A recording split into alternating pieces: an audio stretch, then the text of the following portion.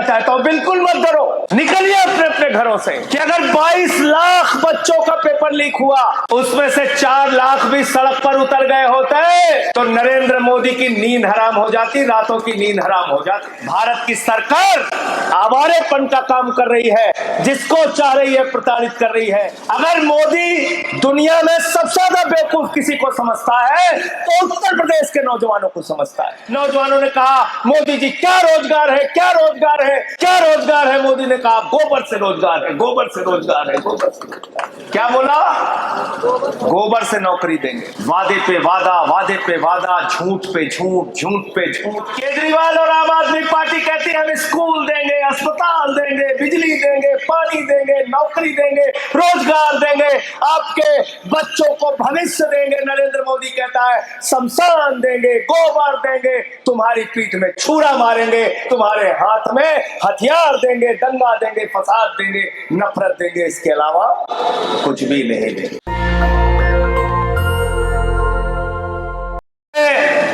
आपसे यह कहना चाहता हूं कि आज जब मैं आ रहा था तो मुझे किसी साथी ने बताया कि एक ऐसे साथी इसमें चल रहे हैं जो दोनों आंखों से देख नहीं सकते हैं।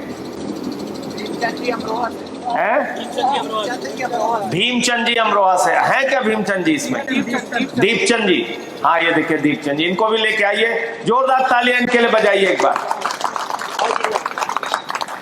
इनको लेके आइए दीपचंद जी को। अब आप सोचिए,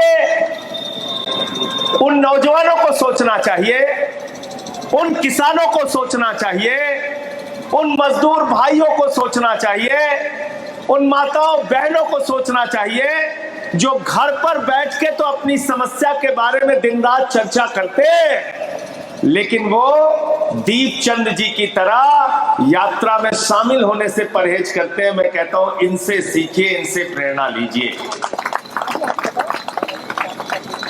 आज लोग कह रहे थे 46 डिग्री टेम्परेचर है, 46 डिग्री टेम्परेचर। उसी 46 डिग्री टेम्परेचर में ये अमरोहा से मेरठ आए, मेरठ से पद यात्रा में शामिल हुए और आपके साथ हमारे एक साथी इनको सहारा देते हैं और पूरे टाइम पद यात्रा में चलते रहे। जोरदार तालियां इनके लिए बजाइए। जिनको आंखों की रोशनी से नहीं दिखाई देता, वो दिल से आपकी बेरोजगारी की समस्या और समाज के भेदभाव को महसूस कर पा रहे हैं। तो आप क्यों अपने घरों पर बैठे हैं? मेरा सवाल यह है आपसे, निकलिए अपने अपने घरों से। और एक बड़ी तादाद में ठीक कहा हमारी बहन ने कि अगर 22 लाख बच्चों का पेपर लीक हुआ, उसमें से 4 लाख भी सड़क पर उतर गए होते तो नरेंद्र मोदी की नींद हराम हो जाती, रातों की नींद हराम हो जाती। लेकिन मेरा अपना ऐसा मानना है, सामाजिक परिवर्तन आने में समय तो लगता है, लड़ाई उसकी लंबी लड़नी पड़ती है, लेकिन फिर भी मैं इस देश के लोगों को धन्यवाद देना चाहूंगा कि उन्होंने इस आम आदमी पार्टी की मुहिम को अपना बल दिया, अपनी ताकत दी। 3 बार दिल्ली में हमारी सरकार बनाई, आज हमारा विपक्ष का नेता है। 2 बार पंजाब में, 1 बार विपक्ष का नेता बनाया, दूसरी बार 92 सीटें देके प्रचंड बहुमत की सरकार बनाई और 13% वोट देके गुजरात, जहां भाजपा का सूरज नहीं डूबता, वहां पर 5 विधायक आम आदमी पार्टी के जिताए और गोवा जैसे सुदूर राज्य में 2 हमारे विधायक जीत कर आए और मध्य प्रदेश में हमारी मेयर बनी और उत्तर प्रदेश में हमारे 10 चेयरमैन पार्षद बने, तमाम लोग जीत कर आए नगर निकाय के चुनाव में। और आम आदमी पार्टी आज की तारीख में 12-13 वर्षों के सफर में हिंदुस्तान की राष्ट्रीय पार्टियों की कतार में आज आम आदमी पार्टी भी है। 3-4 पार्टियां जो राष्ट्रीय पार्टी है वो आम आदमी पार्टी भी है। तो इसलिए आप सबसे कहना चाहता हूं, हमें भाई दीपचंद जी से जैसे लोगों से प्रेरणा लेनी पड़ेगी। हमको ये सोचना पड़ेगा कि क्या अपने घरों पर बैठने से समस्याओं का समाधान हो जाएगा।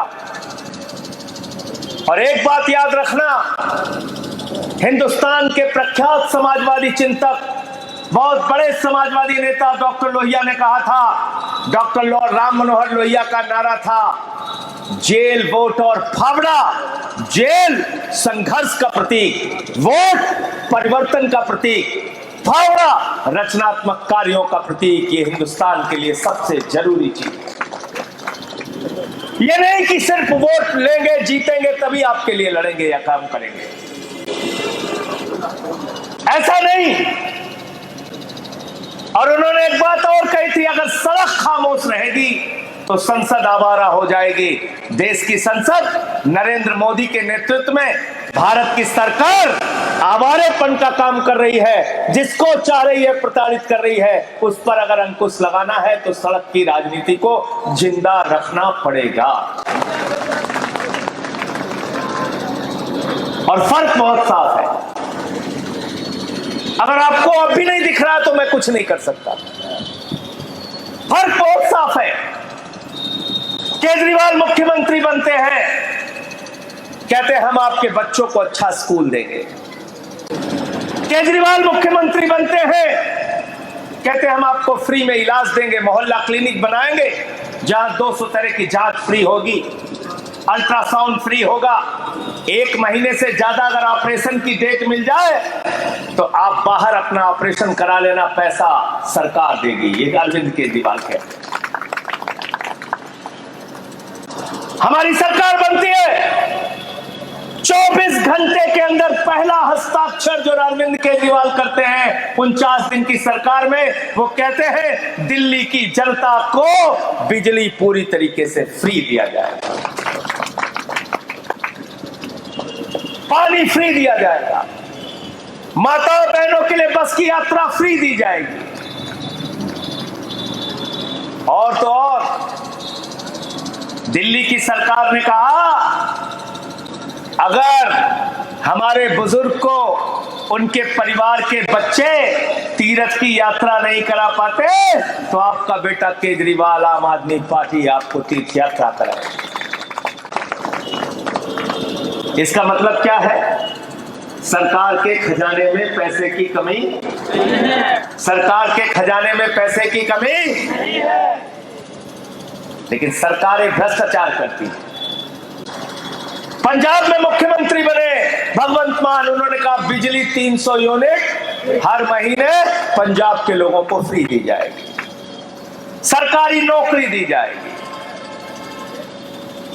पंजाब के अंदर मोहल्ला क्लिनिक बनाया जाएगा। जिन नहरों में 35-35 साल तक पानी नहीं था, आज पंजाब के उन नहरों में पानी है। फर्क बहुत साफ है। खुली आंखों से देखो और तय करो। पंजाब की सरकार ने कहा माताओं बहनों के खाते में हर महीने 1000 रुपए की सहायता राशि जाएगी। और जो हमारी अनुसूचित जाति से आने वाली माताएं बहनें हैं, आदिवासी समाज से आने वाली हमारी माताएं बहनें हैं, उनके खाते में 1500 रुपए प्रति माह जाएगा। ये पंजाब की सरकार ने निर्णय लिया। फर्क बहुत साफ है। खुली आंखों से देखो। नरेंद्र मोदी ने कहा हर साल नौजवानों को 2 करोड़ नौकरी देंगे। मिल गई नौकरी आपको? नहीं। जोर से बोलिए, मिल गई क्या? नरेंद्र मोदी ने कहा इतना काला धन लाएंगे, इतना काला धन लाएंगे। हर आदमी के खाते में कितना जमा हो जाएगा? 15 लाख। फिर हमारी माताओं बहनों ने 1500 की नोट छिपा के रखी थी अपने पति से कि घर में कोई मुसीबत होगी तो ये पैसा काम आएगा। मोदी जी ने कहा माताओं बहनों यही तो काला धन है, लाइन में लगो, इसको जमा कर दो। वो भी खाली करा दिया। फिर किसानों से कहा किसान भाइयों तुम्हारे फसल का दाम 2 गुना कर देंगे, तुम्हारा मुनाफा 2 गुना कर देंगे। कर दिया क्या? कर दिया क्या? फिर कहा 2022 15 अगस्त तक सबको पक्का मकान देंगे। पक्का मकान तो छोड़ो, झुग्गियों पे, मकानों पे बुलडोजर चलाने का काम मोदी योगी की सरकार ने किया कि नहीं किया? बताओ। वादे पे वादा, वादे पे वादा, झूठ पे झूठ, झूठ पे झूठ। फिर दिल्ली में आए, बोले माताओं बहनों अपना खाता खुलवा लो। बहनों ने कहा क्यों? बोले 9 मार्च 2025 को तुम्हारे खाते में 2500 रुपए आ गए। कितना आएगा कुलदीप भाई? 2,500।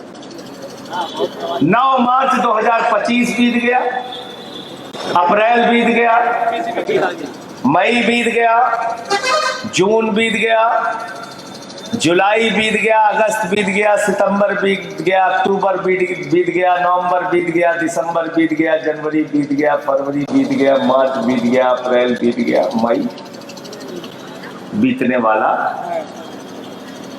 2,500 आ गए दिल्ली में माताओं बहनों के खाते में। उत्तर प्रदेश में आए, हमारे यूपी वालों को तो मोदी जी सबसे ज्यादा बेवकूफ समझते हैं, सबसे ज्यादा बेवकूफ।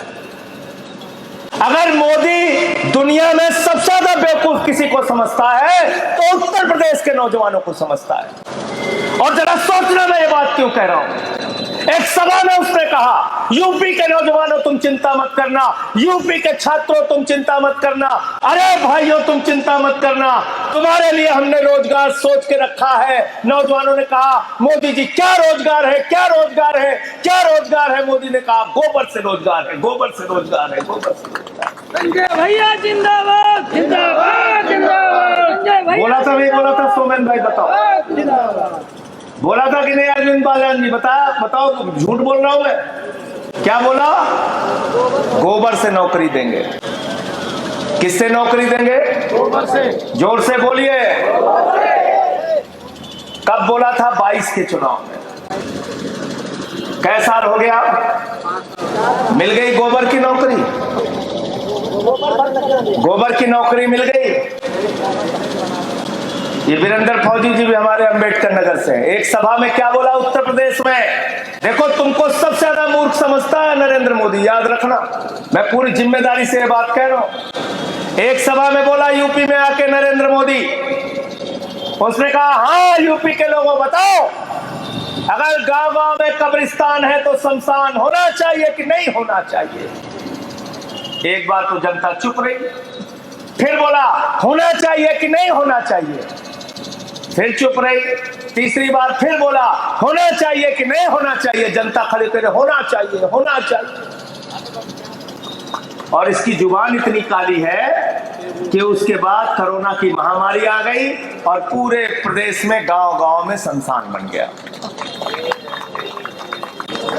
शमशान बन गया। ऐसा आदमी है। तो केजरीवाल और आम आदमी पार्टी कहती है हम स्कूल देंगे, अस्पताल देंगे, बिजली देंगे, पानी देंगे, नौकरी देंगे, रोजगार देंगे, आपके बच्चों को भविष्य देंगे। नरेंद्र मोदी कहता है शमशान देंगे, गोबर देंगे, तुम्हारी पीठ में छुरा मारेंगे, तुम्हारे हाथ में हथियार देंगे, दंगा देंगे, फसाद देंगे, नफरत देंगे, इसके अलावा कुछ भी नहीं देंगे। गलत तो नहीं कह रहा हूं? गलत तो नहीं कह रहा हूं? तो अगर उत्तर प्रदेश का भविष्य चाहिए तो आम आदमी पार्टी के साथ आइए। दंगा फसाद और नफरत की राजनीति चाहिए तो भारतीय जनता पार्टी में आपका स्वागत है, वहां चले जाएंगे।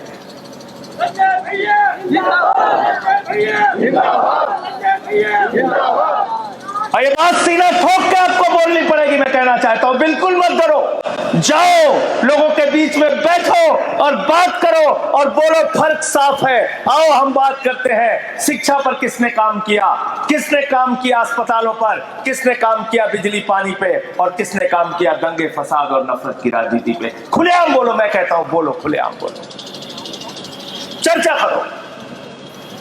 आम आदमी पार्टी के कार्यकर्ता को सर झुकाने की जरूरत नहीं है। आपके नेताओं ने इतना काम आपकी सरकारों ने किया है, फक्र से बोलो, सर उठा के बोलो, बार बार बोलो। और मैं तो कहता हूं दीपचंद जी को याद करके बोलो कि ऐसे लोग हैं जिनकी आंखों की रोशनी भी नहीं है लेकिन आपके लिए वो चल रहे हैं 46 डिग्री टेम्परेचर में कि उत्तर प्रदेश के नौजवानों को रोजगार मिलना चाहिए, जाति धर्म का भेदभाव खत्म होना चाहिए।